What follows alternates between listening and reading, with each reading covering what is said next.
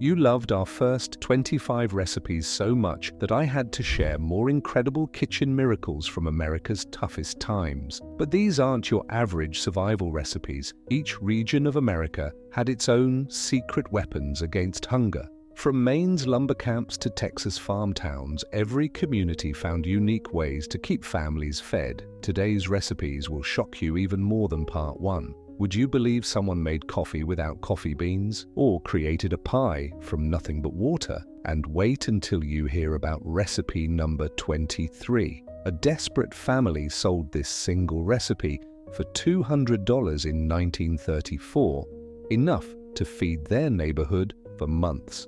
Let's start with pot roast, the dish that turned lumber camp leftovers into something so amazing it's now on $30 restaurant menus. Depression-era pot roast. Depression-era pot roast shows how ingenuity could turn tough meat into tender gold.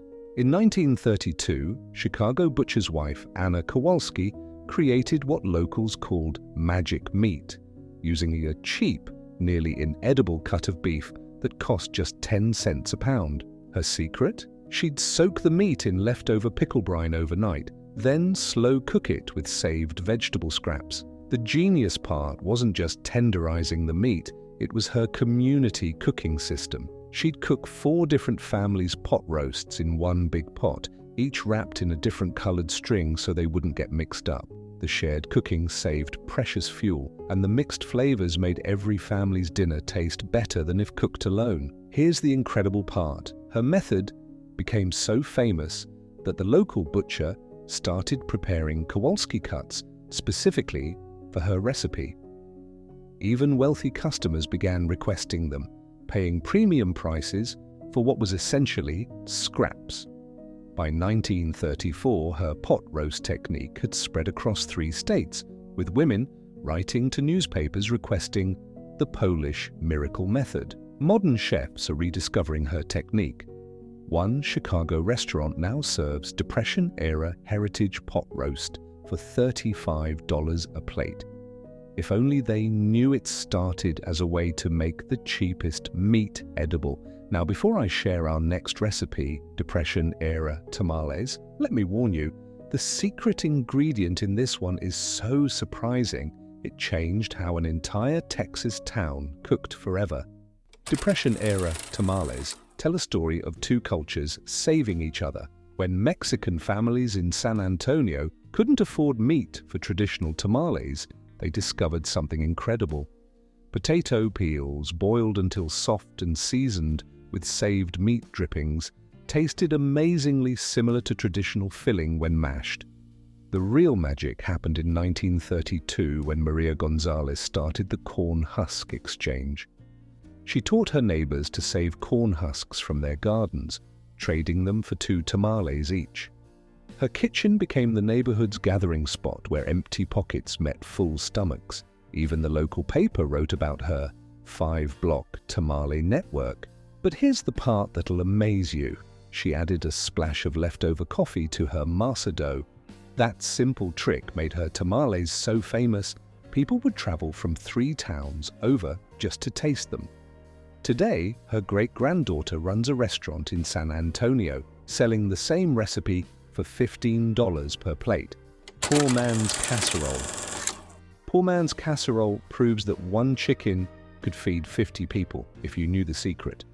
In 1933, Boston apartment manager Rose O'Sullivan stunned her tenants with what they called miracle multiplication dinner. Her method? She'd take 1 chicken, remove every scrap of meat, and mix it with day-old bread, potatoes, and a special white sauce made from saved chicken bones. The genius wasn't just stretching the meat, it was her layering technique. She'd place the thinnest strips of chicken at the very top, where everyone could see them. The layers below were mostly bread and potatoes, but that top layer fooled everyone's eyes into thinking they were getting a chicken-rich dinner. Even the health inspector couldn't believe it was just 1 bird. What made her famous? She taught every tenant in her 20-unit building how to make it. Soon, they were having weekly casserole competitions in the courtyard. The local paper wrote about the building that never goes hungry during the hardest years. One tenant's version won the state fair by adding a sprinkle of crushed crackers on top. The judges thought it was an expensive French dish. Next up is saltfish dinner, and let me tell you, this recipe saved an entire fishing village from going under. The trick they discovered changed how America preserved food forever. Saltfish dinner. Saltfish dinner became the saving grace of Gloucester, Massachusetts in 1932. When ice for refrigeration became too expensive, local fisherman Tom Murphy discovered something revolutionary. By soaking cheap fish in a brine made from saved pickle juice and sea salt, he could make it last for weeks and taste like expensive cod. The magic wasn't just in the preservation, it was his distribution system. He taught local families to buy the cheapest fish on Fridays when prices dropped, preserve it his way, and have protein for 2 weeks. His Friday Fish Network turned into a community movement. Women would gather at the docks, sharing preservation techniques and recipe secrets. Here's the incredible part. His method worked so well that other fishing villages started copying it. The Murphy method spread up and down the coast, saving countless fishing communities from bankruptcy. One Philadelphia restaurant owner offered him $100 for the recipe, but he shared it freely, saying empty nets need full bellies. Vinegar pie? Now here's something that'll make your head spin. Vinegar pie, the dessert that proved anything is possible. 1931, when fruit prices skyrocketed, Missouri farm wives created what they called Desperation's Delight. Using just vinegar, water, and a few spices, they managed to make a pie that tasted surprisingly like apple. The secret lay in the special vinegar blend, 3 parts apple, cider vinegar to 1 part saved fruit juice from canned peaches. 1 spoonful, and kids actually fought over the last piece. Mrs. Dorothy Wheeler's version became so famous, the governor's wife requested it for a state dinner, never knowing it was born from empty fruit bins. Moving on to something even more surprising, potato coffee. Yes, you heard that right. And the story of how it saved an entire town's sanity will absolutely amaze you. Potato coffee. When real coffee hit 85 cents a pound in 1932, an Idaho potato farmer's wife became an accidental genius. Sarah Miller discovered that slicing potatoes thin, drying them in the sun, then roasting them until dark brown created something magical. Mixed with a tiny bit of real coffee, her potato brew fooled even the biggest coffee snobs in town. The best part? 1 potato made a week's worth of coffee. Word spread so fast, the local paper dubbed her the Coffee Queen of Idaho. She started trading her potato coffee blend for vegetables and eggs, creating what locals called the morning exchange. Even after the Depression, some folks stuck with her recipe, swearing it was better for their nerves than real coffee. Here's the kicker. Modern scientists found that roasted potato brew actually contains similar compounds to real coffee. Those resourceful women were onto something big without even knowing it. Are you curious about it? If yes, hit that subscribe button before we move ahead. Mulligan Stew. Mulligan Stew earned its nickname Community Pot because it broke all social barriers. The rules were simple. Bring what you can, take what you need. In railroad camps across America, this stew kept thousands fed with a simple but brilliant system. The magic wasn't in the recipe, it was in the timing. Each family would add just 1 ingredient to the ever-simmering pot. A potato here, a carrot there, maybe a handful of beans. The fascinating part? Nobody took a bowl until someone else added something new. They called it the endless stew because some pots kept cooking for months. One Chicago rail yard's pot became so famous, a local reporter tried tracking how many families it fed in a single month. He gave up counting at 200. The secret? The stone in the bottom of the pot. Yes, a real stone. They swore it added flavor, but really, it kept anyone from taking the last ladle of broth. Stretched chicken dinner. Stretched chicken dinner transformed 1 chicken leg into dinner for 5 families. In 1934, Pittsburgh mother Clara Wilson created what neighbors called endless chicken. Her secret? She'd grind the meat superfine, mix it with breadcrumbs soaked in broth, and form it back into drumstick shapes using saved chicken bones. The genius part was her broth-making system. She'd simmer one chicken bone for days, adding potato peels and vegetable scraps. Each family would get a portion of broth to make their own stretched chicken. The local butcher couldn't believe his eyes when chicken sales dropped, but more people were eating chicken dinner. Most amazing? She taught her method at church suppers, and soon 5 city blocks were using her technique. One chicken could feed 25 people, and they swore it tasted better than regular chicken because of the long simmered broth. Creamed codfish. Creamed codfish reveals how one fish could feed 20 families. In 1933, Maine dock worker's wife Sarah Collins then mix it with a cream sauce made from potato water and a splash of saved evaporated milk. The fascinating part was her bartering system. She'd trade her creamed fish for neighbors' stale bread, which she'd crumble on top to make it look fancy. Soon the whole street was working together. One person bringing fish scraps, another saving milk, others contributing old bread. They called it the fish and bread circle. Here's what's amazing. Her recipe fooled even wealthy summer visitors. One Boston socialite offered to buy her family recipe for $75, thinking it was an old New England delicacy. Instead, Sarah taught cooking classes at the local church, showing other mothers how to stretch one fish into 20 servings. The dish became so popular that fancy restaurants started serving coastal creamed cod without realizing they were copying a Depression-era survival recipe. Today, this same dish sells for $32 at high-end seafood restaurants. Up next is water pie, and trust me, this recipe proves that sometimes nothing can turn into something absolutely amazing. Water pie. Water pie sounds impossible, right? But in 1931, it became known as Depression magic. The inventor? A Louisiana mother named Marie Dumont, who proved that water with just a sprinkle of flour, butter the size of a penny, and a pinch of vanilla could transform into a silky custard pie that tasted like cream. Her pie became famous when she won the county fair's Most Creative Pie contest. The judges couldn't believe the main ingredient was water.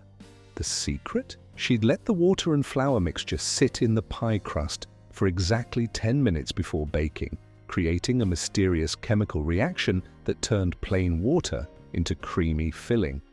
Today, one slice of water pie at specialty southern restaurants costs $8. Marie would probably laugh knowing her penny-saving recipe now sells for more than a whole chicken cost back then. Rabbit stew. Rabbit stew became the neighborhood secret dinner in 1932. When meat prices soared, Detroit factory worker Jim Mitchell turned his children's pet rabbits into what saved his entire block from hunger. He taught neighbors how to raise rabbits in small backyard hutches, feeding them leftover vegetables and grass. The creative part? His wife Mary developed a cooking method that made one rabbit feed 8 families. She'd cube the meat tiny, then slow cook it with foraged wild mushrooms and root vegetables. The mushrooms took on the meat's flavor, making every spoonful taste rich. They called it Miracle Multiplication Stew. What's truly touching? The Mitchell's son later became a successful restaurateur, serving an upgraded version of his mother's stew. Today, it's a $45 special at his Detroit restaurant, with proceeds helping local food banks. Bean and salt pork dinner. Bean and salt pork dinner shows how a single piece of pork could transform a pot of beans into a feast. In 1933, Boston cook Margaret O'Reilly discovered that one 5-cent piece of salt pork stored in a cheesecloth bag could flavor 10 pots of beans. She'd move the precious pork from pot to pot, calling it her traveling flavor. Her method sparked the Bean Pot Network, 15 families sharing one piece of salt pork. They developed a precise schedule, each family getting the flavoring for exactly 3 hours. The local butcher was amazed when he discovered one piece of pork was feeding an entire street. Cornpone. Cornpone, the bread that started in shacks but found its way to mansions. In 1932, when fancy bread cost a nickel a loaf, Alice Johnson of rural Georgia created what locals called Golden Miracle. Using just cornmeal and water, she discovered that cooking it in saved bacon grease created a crust that tasted better than any store-bought bread. The fascinating part, she'd shaped the pones in different ways. Stars for Sunday dinner, circles for weekdays. Soon, even wealthy families were sending their maids to learn her technique. Word spread so far that the governor's wife secretly ordered dozens for a state dinner, passing them off as French-style cornbread. One tiny cornpone cost half a penny to make but kept a person filled all day. Now that's what you call stretching a dollar. Oatmeal soup. Just when you think you've heard it all, oatmeal soup proves creativity had no limits. Mary O'Brien, an Irish immigrant in Boston, turned her family's breakfast into a day's worth of meals. She'd cook oatmeal so thin it looked like soup. But here's the genius. She'd add a potato peel for richness and save the actual potato for dinner. The magic was in the timing. She'd start it at breakfast, keep it warming all day, adding a cup of water whenever someone needed a meal. People called it endless oats. One pot could feed a family of 6 for 2 days straight. The local priest was so impressed he had her teach the recipe to every mother in the parish. And you will definitely love the next in our list if it really touches your heart. Make sure you subscribe to the channel to keep in touch for more amazing meals like these. Depression-era sausage. Depression-era sausage might be the most clever meat substitute ever created. In 1933, Rose Miller of Pittsburgh fooled her entire neighborhood with what she called mystery links. The secret? She mixed stale bread with just a spoonful of ground meat, seasoned it with saved bacon grease and spices, then shaped it into sausages. Here's the incredible part. She traded her butcher a batch of these sausages for real meat, and he couldn't tell the difference. He even started ordering them for his shop. The truth only came out years later when her recipe won a newspaper's Most Resourceful Recipe contest. Depression Goulash. Depression Goulash proved that dinner could come from almost nothing. Anna Kovacs, a Hungarian immigrant in Cleveland, revolutionized neighborhood cooking in 1933. She created what people called empty pantry magic, a rich, hearty stew made from whatever vegetables people could find, flavored with a single bay leaf she'd reuse for months. The remarkable part, she organized goulash gatherings where neighbors would each bring one ingredient, a potato, an onion, or even just some saved cooking water. She had a special way of cutting everything into tiny, identical cubes that made the stew look abundant. The bay leaf, passed from pot to pot, became known as the lucky leaf because it never seemed to lose its flavor. Modern food scientists discovered her reused bay leaf actually enhanced the stew's flavor more than fresh ones. Today, some Hungarian restaurants age their bay leaves deliberately, charging extra for traditional crisis goulash, garbage soup. Don't let the name fool you. Garbage soup was actually a masterpiece of resourcefulness. Emma Roberts, a Chicago mother, started what she called the scrap pot revolution in 1933. She discovered that vegetable scraps, potato peels, and even apple cores could make a rich, flavorful broth. The brilliant system, she gave every neighbor a special tin can for collecting scraps. Each morning, children would bring their family's can to her back door. One day's garbage turned into next day's soup that fed the entire block. The local health inspector was so impressed, he had her teach cooking classes at the community center. Haybox Stew. Haybox Stew wasn't just a recipe, it was a cooking revolution that saved precious fuel. In 1931, Martha Wilson of Minnesota figured out how to cook without using hours worth of firewood. Her method? Start the stew boiling, then nest the pot in a box filled with hay for insulation. The food would keep cooking all day without any extra fuel. The genius spread like wildfire. Soon, every family on her street had a hay box on their back porch. One mother calculated that her hay box saved enough money on firewood to buy shoes for all 6 of her children. The local paper called it the miracle box that cooks without fire. Next up is Hobo Beans, a recipe that turned train-hopping survivors into culinary legends. Hobo Beans became famous thanks to a mysterious train rider known only as Railroad Jack. In 1932, he taught dozens of hobo camps a recipe that could feed 20 people with just 1 cup of beans. His secret? Soaking the beans in coffee grounds saved from rail station trash cans, which made them taste mysteriously meaty. The amazing part, he carved his recipe into the walls of train stations across America. Railroad workers started copying it down, and soon Railroad Jack's magic beans were feeding families in every state. One station master in Ohio claimed the recipe saved his entire crew during the payroll freeze of '33. What made these beans special wasn't just the taste, it was how they brought people together. Rich or poor, everyone ate the same beans around the same fires. Mock fish cakes. Mock fish cakes prove that imagination can fool even the pickiest eaters. When fish became too expensive in coastal towns, Margaret Sullivan of Maine created what she called sea miracle cakes. Using just grated potatoes, a tiny bit of salt pork, and seaweed for that ocean flavor, she made patties that tasted surprisingly like fish. The genius? She'd collect seaweed during low tide, dry it, and crush it into powder. Local fishermen couldn't believe these weren't real fish cakes.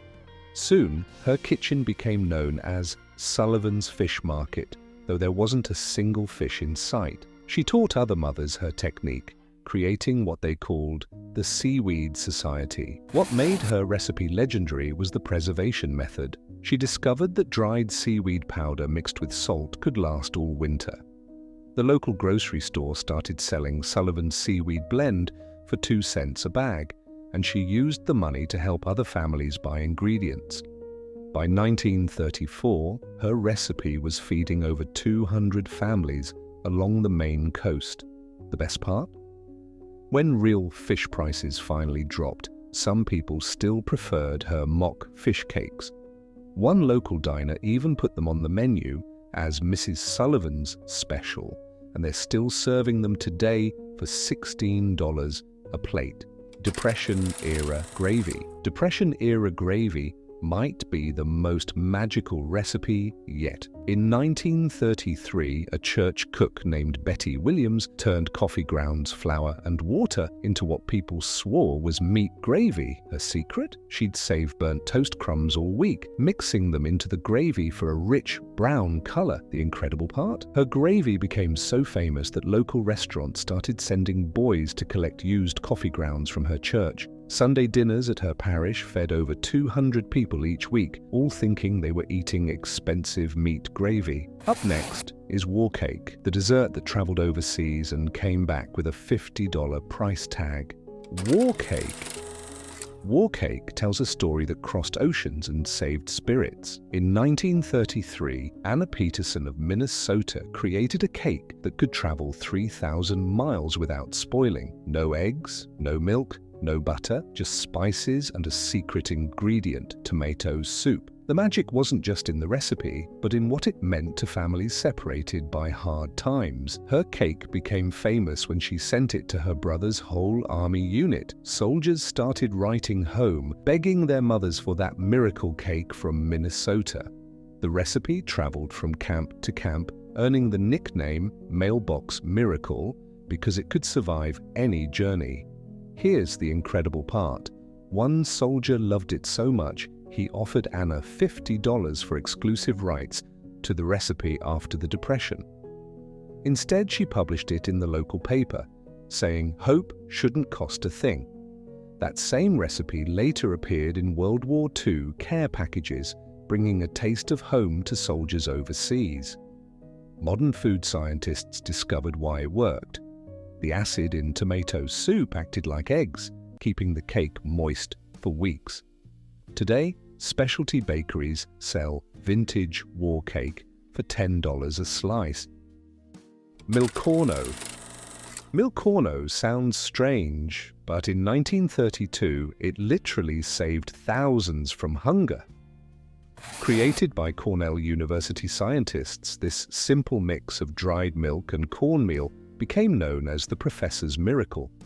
But it was a clever Kansas mother, Dorothy Wheeler, who turned it from survival food into something kids actually begged for.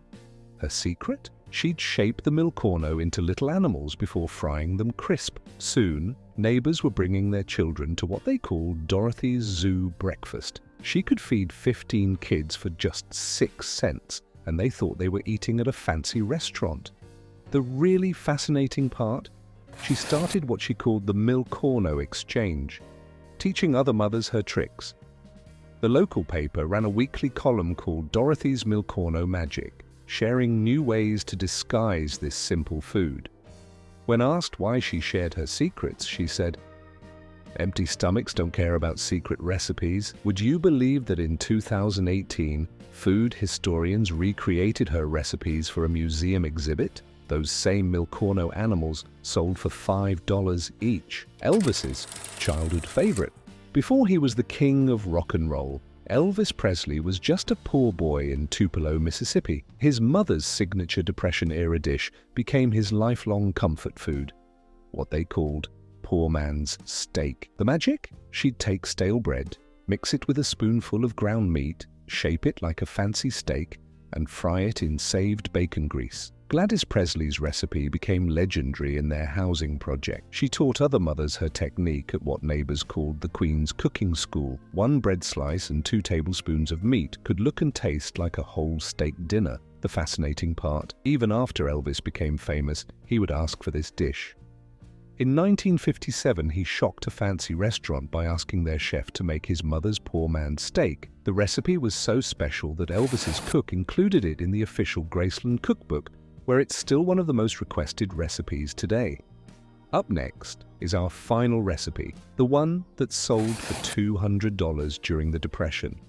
And trust me, this story will leave you absolutely speechless. $200 recipe.